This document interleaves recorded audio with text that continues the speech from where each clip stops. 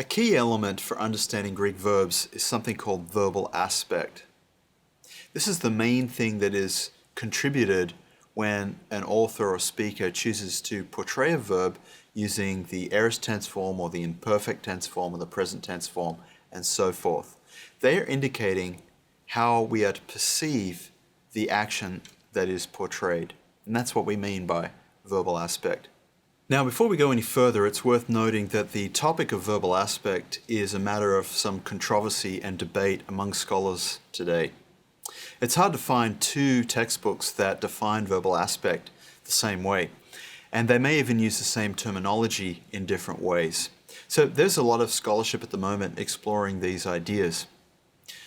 Now, that means that there's a lot more to be said about this topic, but this is really just a brief overview to introduce the student to what we're basically talking about.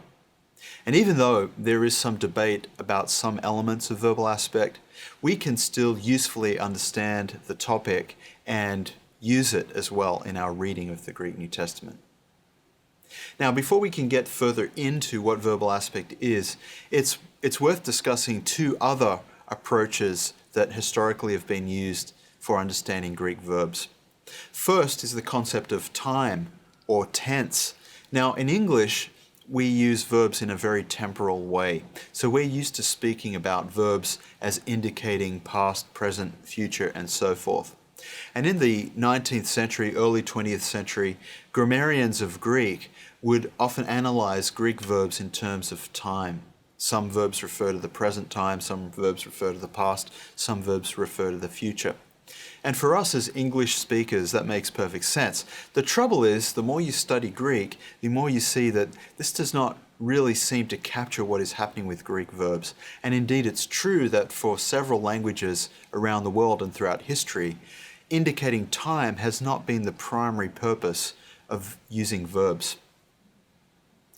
After this temporal or time-based approach to verbs, scholars shifted to what is called Aktionsart, which is a German word referring literally to the type of action. So moving away slightly from understanding verbs entirely in terms of time, scholars analyzed verbs in terms of this type of action. What is the nature of the action being communicated? Is it, say, a linear action like a line, a process, an action unfolding? Or is it more of a punctiliar action, a kind of dot, an instantaneous action? Or is it a past with present consequences type action, which you might represent as a dot with a line?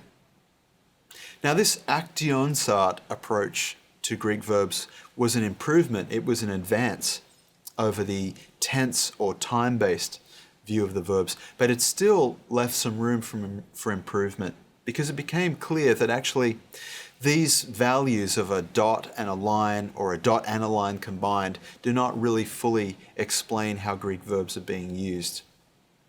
And that has led to the third view, which we call aspect. Now, aspect has received a lot of attention recently, but it's not a new idea, and the concept of studying verbal aspect goes back at least 150 years. And what verbal aspect is it's concerned with the way that an action or a process or a state is portrayed.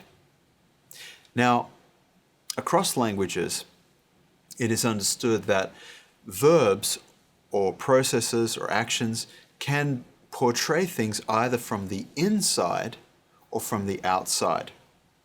So we call that the internal viewpoint or the external viewpoint. Now, the internal viewpoint is simply depicting an action or a process as though you're in the middle of it as it unfolds. So we might say, I am loosing, and the sense is it's happening before your eyes. It's unfolding before you. Even I loose, instead of I am loosing, I loose still has that sense about it, that you are viewing the action as though you are inside the action. That's the internal viewpoint, also known as imperfective aspect. Imperfective aspect. The second aspect is known as the external viewpoint. Instead of portraying an action or a process or a state from inside the action, the external viewpoint views it from outside the action. So you would just say, I ran, not I am running, as though it's happening now, but I ran. It's more distant. It's viewing the action as a whole, almost as a completed entity, although the external viewpoint does not always indicate completed actions. The point is, it's portrayed that way. Now, we can illustrate these differences further using English. If I say, I was walking down the street and I began talking with a neighbor, that would be portraying these actions using the internal viewpoint or imperfective aspect. I was walking down the street. You have the sense of it unfolding as the story is being told. And then I began talking with a neighbor. You have, again, the sense of it unfolding. So you are seeing these events as though you were there. That's the internal aspect. Now, we could talk about the same events, the exact same thing, that maybe these things happened the day before, yesterday, but we can portray them using a different aspect, using the external aspect, or what we call perfective aspect. In that case, the sentence would become, I walked down the street and I talked with a neighbor. The same events in reality, but portrayed differently. And with that example, it doesn't feel like it's happening at the moment, that it's unfolding before your eyes. It feels like it's happened and it's just being reported. I walked down the street, I talked to a neighbor. This happened, that happened. It's that simple. So that example illustrates the difference between the internal and the external aspects, or the imperfective and perfective aspects. Now, all scholars agree that these two aspects are reflected in the Greek verbal system. But some scholars also argue for a third aspect, or a third viewpoint, called the stative aspect. This is a matter of some controversy, and what it refers to is an action or a state or a process being perceived not internally, like imperfective aspect, and not externally, like perfective aspect, but as a complex state of affairs, just a reality that is. In this grammar, we do not adopt this third aspect because it is believed that languages actually only convey two viewpoint aspects. But it's worth being aware that some grammars and some textbooks will use this stative aspect when it comes to analyzing the perfect and pluperfect tense forms. There's more to be said about aspect, but this is simply an introduction to get your head around the basic concepts.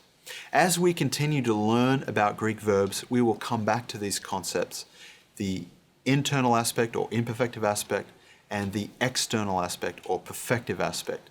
So just keep in mind that distinction between viewing an action from within and viewing an action from outside.